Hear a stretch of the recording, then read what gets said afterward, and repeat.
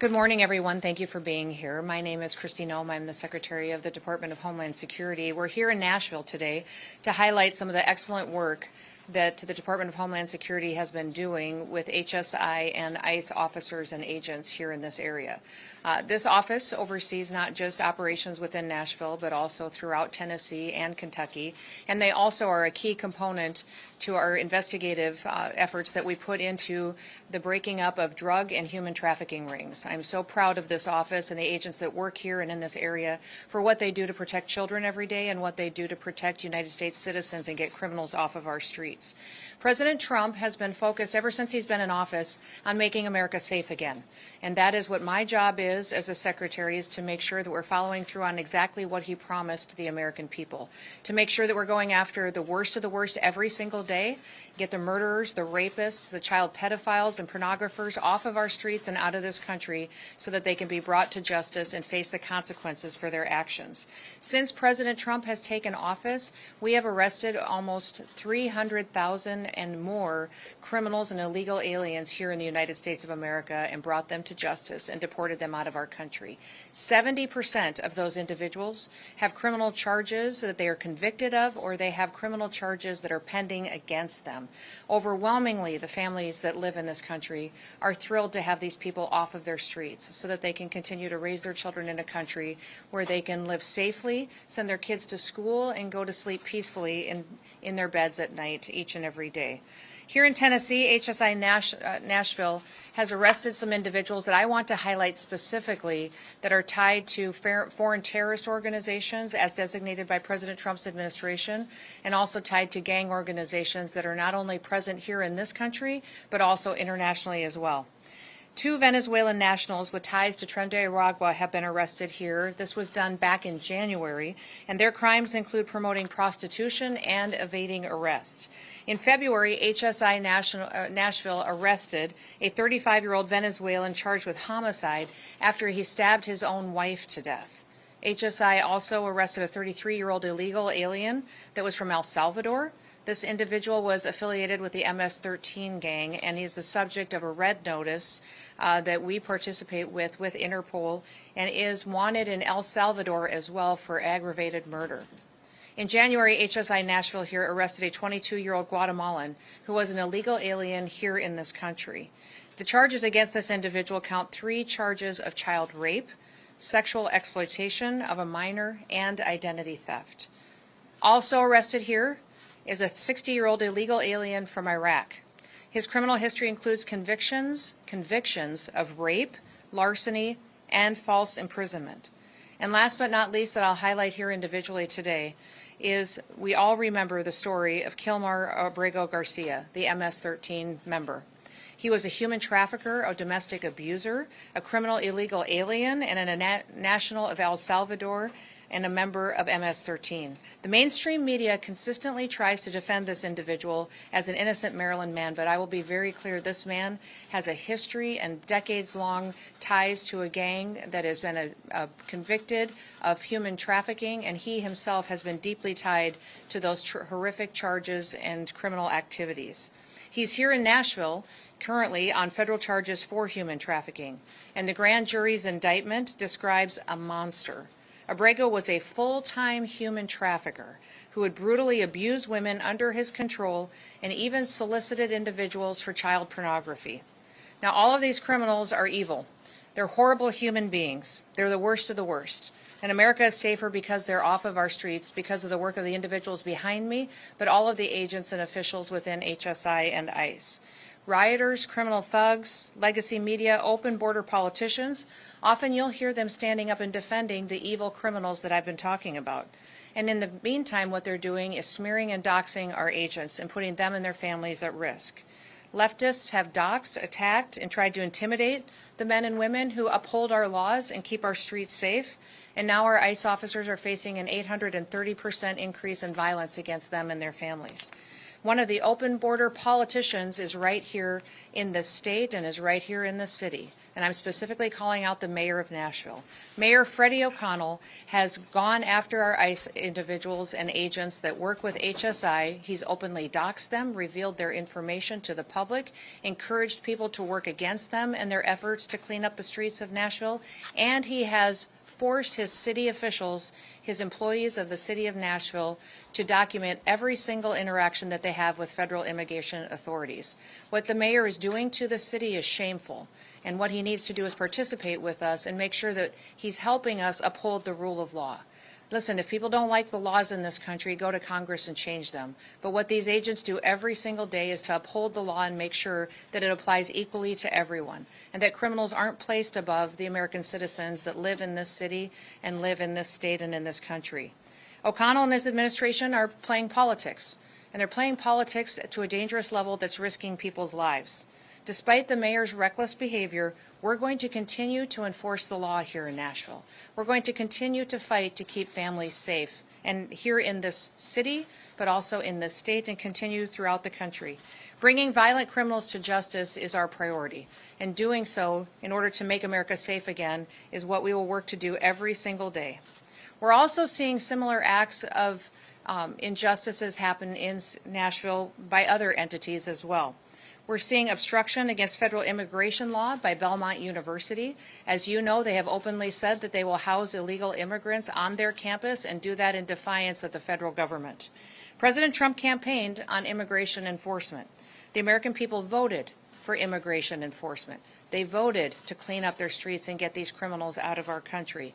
I'm very proud of the fact that since President Trump has been in office, we have removed over 600 known and suspected terrorists out of the United States of America, that we have brought thousands of gang members from MS-13, TDA, and brought them to justice and deported them out of our country. We're continuing to go after these criminals to protect American citizens. And now that the President's big, beautiful bill is passed, we have the resources to double down. We will bring more agents to Nashville. We will bring more resources to this state. And we will make sure that even though politicians continue to play politics and try to lie about what the work is that we're doing to make America safe again, that we will continue to fight for the families that live here and make sure that these child pedophiles, these rapists, and these murderers are off our streets. We will never apologize for protecting the American people. President Trump is working hard every day to make sure that this is a country where the rule of law is applied equally to everybody, that illegal criminals are not placed above or prioritized above the American citizens that live here and work and are just pursuing the American dream. So with that, I will close and open it up to any questions that you may have. Yes, way in the back. So you said that there's an 830% increase in these attacks against ICE agents. Yes. We've seen a lot of rhetoric, heated rhetoric. One congressman saying that people need to be willing to bleed in their opposition to ICE. Who do you blame for this massive rise of violence against ICE agents? I would say it's the rhetoric of elected officials, of leaders, leftist organizations, and the media. When they don't tell the truth, there's consequences for that. When they don't talk about the facts of what's happening out on our streets and what the American people need, then it gets distorted and the information is used in a way that can undermine what the rule of law is. I would encourage every single media entity that's here today to go talk to an ICE agent about what their job is, what they've been told their priorities are, and what it's like for their family every single day to go out in the streets and try to go after these criminals. The Trump administration has specifically targeted the worst of the worst. The individuals that we are going after are those that are violent criminals, those that are breaking our laws, and those that have final removal orders. And in many of these places, we've negotiated for their safe return back to their own home country. And if they're criminals, they will face consequences for their crimes. I'm grateful for the fact that we have a president that stands up for the everyday American, and I would be thrilled if people would talk about the fact that when you get a rapist off the street, how many families have we protected? When you get a murderer off the street, a pedophile off the street, look at the families that will never have to be victims because that work was done. Too much time is spent focusing on these criminals when you should be focusing on the people who have been victims in the past and the fact that we're stopping future people from becoming victims as well. Yes. President Noem, you speak of the worst of the worst that the Trump administration is going after. You see these four individuals who are 70% of them you say that ICE is picking up have criminal convictions and charges. Why not release their names in the rap sheets and investigate? Well, many times the investigations are still ongoing. or they have lawyers where there's appeals going on. And so we follow the rule of law and give everybody their due process rights, but make sure that we're pursuing these criminal cases so that these individuals can face consequences for their crimes. This office here specifically is one of the most outstanding offices that we have in this nation for going after child exploitation rings and child trafficking and human trafficking. So I'm so thankful for their investigative work. They're breaking up trafficking rings that have been filtering internationally and have been using Nashville as a hub. I would encourage the mayor here to partner with them instead of fighting them, because by his rhetoric and by what he is requiring his city employees to do, and by not having the backs of these law enforcement officers, he's allowing more children to be trafficked, more children to be victimized, and more families to suffer because of his actions and his politics. But for those who are convicted and get deported, why not reduce their names and their actions? Oftentimes they are. Oftentimes they are. And also we have security agreements that we have negotiated with foreign countries as well, their home countries. I've been to probably 10 different foreign countries that most of these illegal criminals have come from, met with their presidents, met with their leaders, and negotiated them sharing information with us. Extradition agreements. We want the data on who they know is in our country that's dangerous, and then also when we return someone back to their country that is a criminal, that is a murderer or a violent rapist or abuser, that they're facing consequences in their home country as well. And I would encourage everybody, there's a lot of things being said in the media. If there is someone that's in this country illegally and they're concerned about being here and interacting with our immigration officials, go home. You have the opportunity today to go back to your home country. If you go home, we will buy you a plane ticket. We will, when you land, give you $1,000 so that you can get started on your feet and provide food and housing for your family. And you have the opportunity to come back to the United States the right way. You have the opportunity to come here and to pursue the American dream. But if you wait until you get detained by our officers and get encountered or are surrounded by individuals who are breaking the law and get deported, you will never get the chance to come back to the United States of America. And many of the times when I've traveled to these other countries and visited with their presidents and their governments, they have established now programs to help support their citizens that are coming back to their countries.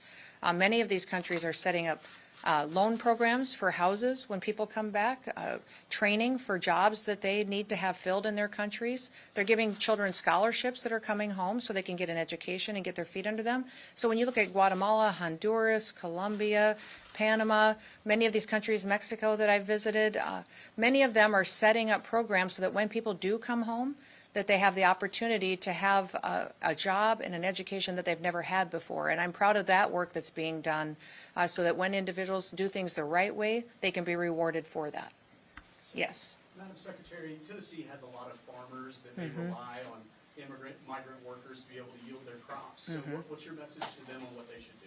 You know, what I would tell them is we've got visa programs that they can participate in to help them with their workforce issues. The H-2A visa program is under my purview, and I don't have a limit on how many of those I can issue. I would encourage them to reach out, and we can help them meet that workforce if the need is there.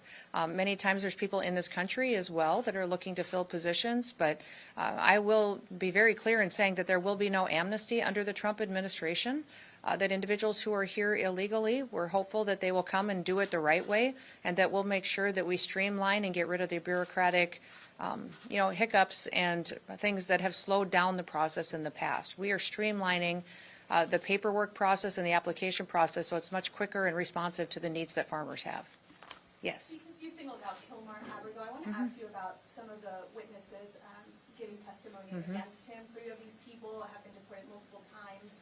Now they're receiving some kind of pardon to stay in the U.S. Can you talk about who granted these permissions and why is this allowed for some of these people who have been deported prior, who have been convicted felons, to stay in the U.S.? Yeah, no, I can't speak to the specifics of how some of the case negotiations have been conducted, but I am grateful that this man is being brought to justice.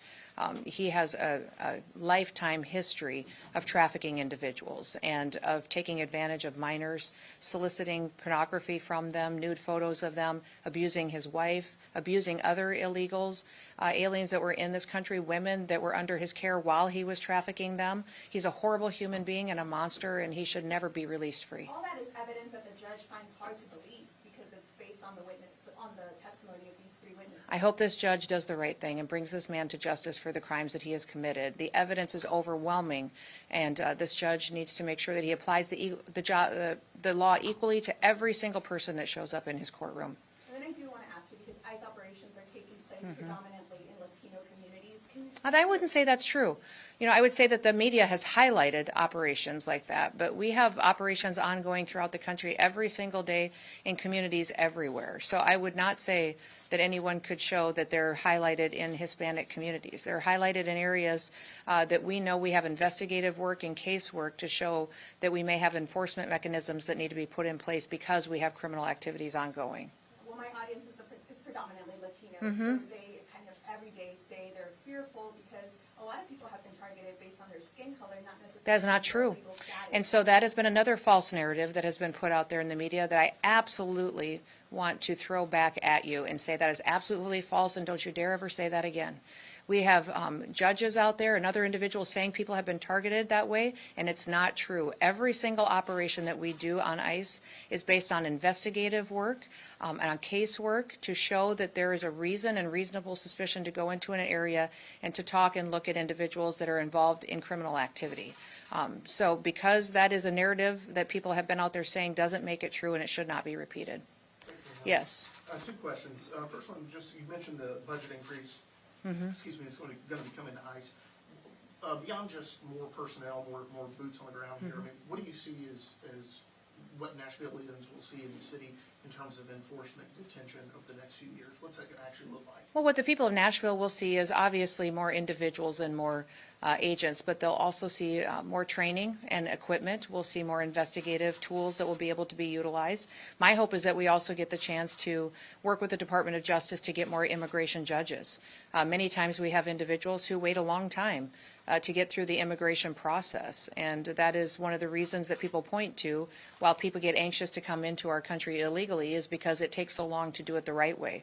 So not only do we want to get our casework when we bring someone into our detainment processed quickly so that we can get a decision made, but also those individuals who want to come here legally, that we have the opportunity to do so in a much more streamlined manner. Are we likely to see more facilities kind of erected here in Middle? I don't think we necessarily will see more facilities. What we need is when we have a city like Nashville where the mayor is playing politics and not necessarily they're backing up our officers, you'll see more individuals to make sure that these officers are out on the street and have enough force to keep themselves safe while they do their work. And then just one follow-up on the due process. It's standard within law enforcement to release names and charges before people have gone through trial or through that legal process. I mean, that is part of due process. How can we, the press, and by extension the public, ensure that the federal government is ensuring due process if we're not allowed to know the names of these people and the charges? We are following due process on every single case. I'm not sure if you're talking specifically about a case or two, but I can follow up with you after the press conference and see if there's some you're not getting. But if we are not giving you names and data and information, it is because we are following the law and ensuring that every individual gets the due process that they need. Now, due process looks different based on what case it is and who the individual is, but we will continue to make sure that we're focusing on following the law and making sure we're bringing criminals to justice. Do you think we see more names released? We will release names as we are allowed to by the law. In the case of Abrego Garcia, there's been a lot of discussion on whether he will be deported if he's released ahead of trial. What's your perspective on whether to have him deported and potentially not stand trial because he'll be in another country? How would that work, and what's the perspective? He's standing trial now, and I hope he faces consequences for his crimes, and that will be something that we will be able to deliver for the people that have been victimized by him and his actions over the years. And then when that is done and that process is over, he should never be allowed to be free in the United States of America. So even if he goes home to his home country, my hope is that he will be incarcerated there for the rest of his life as well. Will he remain in the United States up until the point of trial? That's not under my purview, but my hope is that he would be able to face consequences for his crimes. Yes, ma'am. Thank you. Secretary, what do you think about the Dignity Act of 2025 that Republican Maria Salazar introduced? Do you support it? Well, I've not read the act as she introduced it. I've talked to Maria extensively about it and her ideas in this legislation, and I think it's a great discussion for Congress to have. We'll continue to work with her and with the White House on what we can do to look at immigration law in this country and see what we can do to meet some of the needs that we have. Listen, immigration reform has been needed for many, many years, and I appreciate her and her leadership in bringing forward a bill that can start that discussion. Yes. Just talking about Abrego Garcia, you've mentioned that he is in fact an MS-13 member. There was witness testimony that the attorney for Abrego Garcia disputed that said that there were no signs or markings that he was in fact an MS-13 gang member. So what criteria has DHS used to in fact label him an MS-13 gang member? There's a large case built against Abrego Garcia, and people will continue to see that throughout trial, and they'll continue to see that throughout this case. I will say that him consistently being surrounded and working with those gang members to traffic individuals across the state for many, many years and working in conjunction with them and targeting individuals of rival gangs against MS-13 and even helping to help facilitate the murder of a mother of one of the rival gangs that is opposed to MS-13. All of that builds into a case of work that has been done for many years against this individual. He is a monster, and he is tied to a terrorist organization that has perpetuated violence against human beings for many, many years. My hope is that he will stand trial and get the consequences of his actions, and that justice will be served for his victims. And you brought up Nashville Mayor Freddie O'Connell, that he'd been going after ICE agents. I had an interaction with him when he said the real concern is not releasing the names of ICE agents, but the... No, that is a real concern.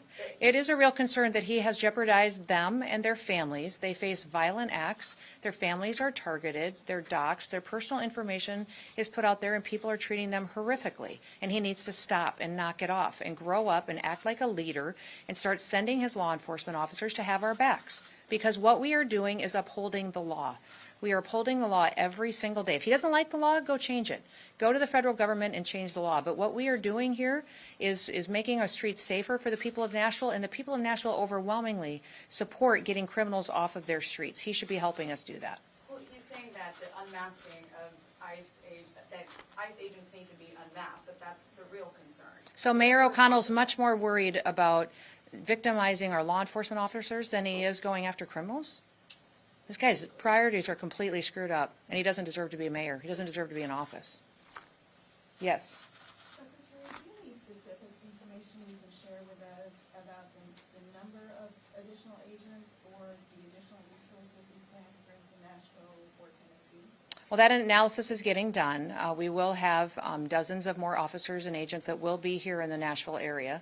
And we will continue to make sure that there are resources not just in Nashville, but throughout the state, and also this office covers Kentucky as well. So we will do an analysis of where we see criminal activity and where we need those individuals to make sure that we can have people go forward and do their operations and do them safely. Clearly, when there is a sanctuary city or there's a sanctuary state, we're going to have to put more federal officers there because there's not a cooperative agreement with the local and state law enforcement that has their backs and allows them to conduct their operations safely. So when you're looking at a city like New York City or Nashville or Chicago, Illinois, we're going to have to put more federal officers there in order to run our operations safely. But we have over 800 agreements across this country with other city, local, and state officials that partner with us every single day. And we're so thrilled to have those leaders in those cities being grateful that we're there cleaning up their streets and getting dangerous individuals off their streets. Thousands and thousands of mayors and governors and local officials and sheriffs and city council members across this country are partnering with us and working with us every day so that when we go out and do an operation, they have our backs. And they're helping us secure locations, and they're partnering with us. It's unfortunate we don't have that kind of working relationship here in Nashville. And last question. Madam Secretary, back in May, ICE agents cooperated with THP troopers for traffic enforcement stop. So far, we've been blocked by local and state authorities to look at biographical data for those people to ensure Hispanics weren't unlawfully being targeted. Will ICE release that data if locals won't? Do you have any indication that anybody was targeted just specifically because of what their race or creed was? CAD reports that I have right now on those show disproportionately Hispanic people being stopped and detained.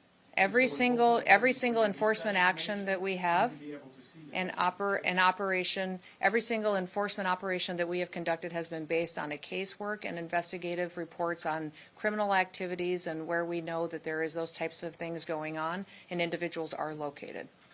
Would you suggest All right, they release good. that information out to the We will release any information that's available that we can according to the law, and we have been extremely transparent. This has been the most transparent administration that we have had in a very long time on operations that we have on the ground. And that's one of the things that makes me so proud to work for President Trump, is that he has been an open book on making sure that he's following through on exactly what the American people have asked him to do. Focus on, number one, securing the border. For 2 months in a row now, we have 0 illegal aliens that have crossed our borders and come into this country, and that is one thing that has done amazing results in making sure that we're keeping Americans safe. The second thing he has promised to do, that overwhelmingly the American people wanted him to, was to get the worst of the worst off of our streets. And so our focus is there, and that's what we will continue to do, is to provide operations that remove these murderers, rapists, pedophiles, and human traffickers and drug traffickers off of our streets. When you look at the table in front of me, these are all drugs and guns that have been taken off of the streets from this office and this area, this state, that are no longer out there killing our children, that are no longer out there perpetuating drug addiction and splitting up families and conducting violence on the streets. They have been brought into and taken away from criminals and terrorist organizations because of the work that these officers do. My hope is that we can continue to do this kind of work and do it in a way that makes sure that we're honoring our law enforcement officers and we're recognizing the rule of law needs to be enforced and enhanced here in the United States. That's what the American people demanded, and that's what President Trump is following through on. So thank you. You guys have a wonderful day.